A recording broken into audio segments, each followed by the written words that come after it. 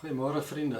Ons praat oor die feit dat ons in verhoudings lewe, ons is verhoudingswesens en ons het mense nodig wanneer ons verhoudings leef. So ons beland baie keer in 'n situasie waar ons vra waarom gebeur goed. En so 'n situasie is nogal handig om 'n wyse persoon te hê, iemand wat jou kan bystaan. So wat doen 'n wyse persoon? 'n Wyse persoon kan moeilike vrae vir jou antwoord of ten minste vir jou nuwe en gesonde perspektiewe gee.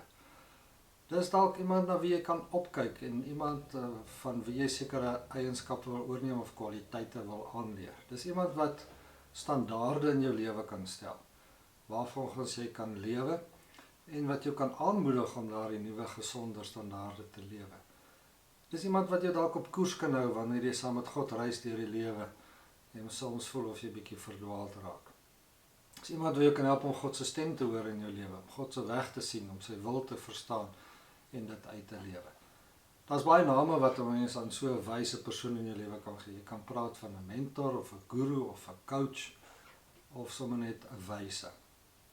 En ons het baie soorte mentors in ons lewe nodig. Kom ons dink aan voorbeelde. Paulus was 'n soort van 'n mentor vir Silas en Timoteus. Petrus was 'n mentor, kan ons sê, vir die ander disippels, die volgelinge van Jesus in Jerusalem.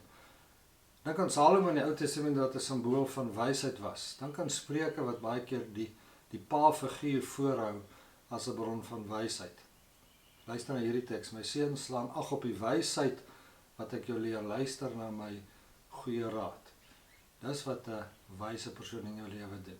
Nou, uit die geskiedenis van die Christendom is daar baie voorbeelde van wyse mense. In die ou tradisies, woestyntradisies, het hulle gesê jy moet eintlik 'n vakmanskap deurloop. Jy kan nou die Bybel uit jou kop uit ken, maar jy het 'n vakmanskap om te deurloop onder begeleiding van 'n wyse persoon. Daarom het hulle gepraat in die woestyntradisie van 'n Abba of 'n Amma wat jy het.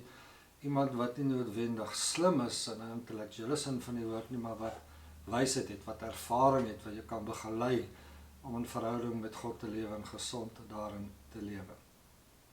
Hoef nie noodwendig iemand ouer as jy te wees, jy kan ook jonger mense wees, daar is ook voorbeelde daarvan in die geskiedenis. Dink sommer aan Petrus as 'n soort van 'n wyse persoon. Sommige sê Petrus het waarskynlik menslike vaardighede gehad, verhoudingsvaardighede gehad. Daar was hy leier van die disippels gewees. Kultureel, intellektueel was hy dalk nie so skerp nie. Hy kon byvoorbeeld nie verstaan dat die evangelie nie net vir Jode is nie, maar vir alle mense bedoel is. Paulus was dalk polemies skerper geweest. Hy kon in strydgesprekke betrokke raak. Hy was dalk kultureel intellektueel skerp. Hy het onmiddellik verstaan die evangelie is vir alle mense bedoel.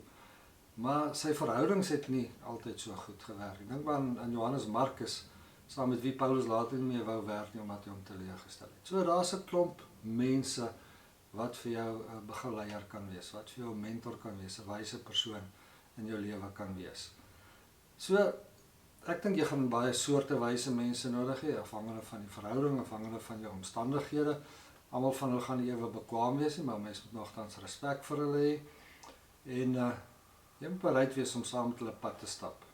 Mense wat oor 'n tyd jou lewe kan verander en verdiep soos wat jy groei. En 'n mens gaan nooit ophou om te groei onder begeleiding van so 'n persoon. So waarna kyk jy? Watter soort eienskappe moet 'n wyse in jou lewe hê? Ek dink die eerste is nederigheid. 'n Wyse persoon het normaalweg nederigheid, is nederig, weet dat hulle nie alles weet nie, weet dat nie alle antwoorde op alles het nie, weet dat dit wat hulle van God op 'n bepaalde tydstip weet, nie alles is wat jy oor God kan weet nie. Wysheid vra tyd, wysheid vra inoefening. En 'n wyse persoon is nederig genoeg om dit oor hulle self te besef en jou ook te begelei op daardie pad. Nie iemand wat altyd die regte antwoorde het en altyd dinge onder beheer het en bestuur nie, maar iemand wat die regte gesindheid het. Iemand wat jou help om 'n verstaansgreep op die lewe te kry. Dink aan Moeder Teresa, miskien sou jou lewe anders gelyk het as sy dalk vir jou so 'n wyse persoon was. Ek dink 'n tweede eienskap waarna jy kan kyk is eerlikheid. Mens verwag van 'n mentor, 'n wyse persoon in die lewe om eerlik te wees oor die lewe, oor jouself, dalk hulle eie geheime met jou te deel. Iemand wat jou kan help ook om eerlik te wees dat jy in moeilike tye wanneer jy jou kruis moet dra, ook in staat kan wees om dit te doen. En baie keer sal die begeleiding van 'n wyse persoon gaan nie oor goed wat toegevoeg word in jou lewe, maar goed wat juis weggeneem word van jou. Dat jy die vermoë leer om dalk dinge af te leer, eerder as wat jy dinge aanleer. Dink aan jou daar wat vir Luke Skywalker sê, you have to unlearn what you have learned. Soms het 'n mens daardie nederigheid en eerlikheid ook nodig, omdat iemand dit vir jou sê. Dan, respek, dink ek is 'n laaste, derde eienskap van so 'n wyse persoon. Het jy respek vir die persoon? Dwing hierdie persoon respek af by jou? Is dit iemand wat jou respek verdien?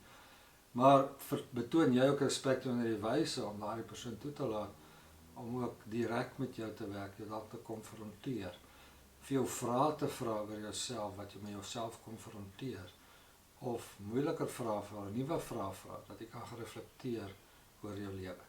So hier is so 3 eienskappe waarna jy kan gaan kyk as jy soek na 'n wyse persoon. Is daar nederigheid, is daar eerlikheid, is daar respek in so 'n verhouding. Ek dink 'n belangrike ding wat ek hier wil bekend is om te sê, maar om 'n wyse persoon te hê, vra van jou 'n houding van leergierigheid, van leerbaarheid. Wat sê, jy is gretig om te leer, jy wil graag leer, jy wil graag groei. Jy is oop en aanvanklik vir nuwe dinge, vir nuwe perspektiewe, vir nuwe lewenstyle, omdat jy wil leer, omdat jy wil groei. En dit impliseer, jy is nie bang om te verander nie. Want deur verandering kom daar ook groei in 'n mens se lewe. Die Griekse filosoof Sokrates het gesê, ek weet dat ek nie weet nie. En dit illustreer 'n bereidheid om leerbaar te wees.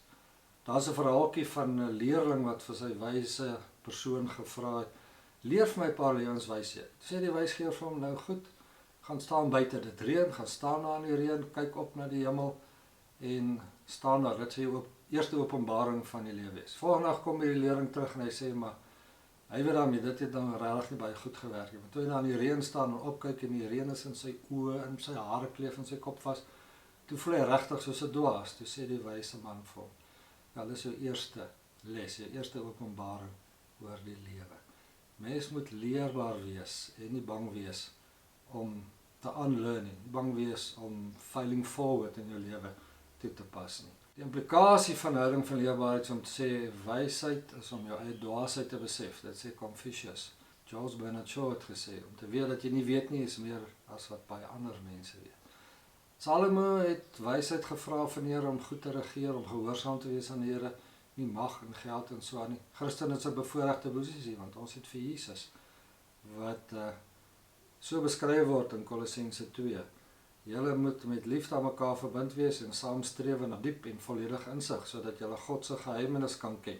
Die geheimenis is Christus en in hom is al die verborgde skatte van wysheid en kennis te vind. Daar het ons vir Jesus ook as die bron van wysheid in ons lewe. So ek hoop jy het so 'n persoon in jou lewe, ek hoop jy vind so 'n persoon in jou lewe, ek hoop jy kan vir iemand anders so 'n wyse persoon in jou lewe wees. Baie seën vir jou lewensreis.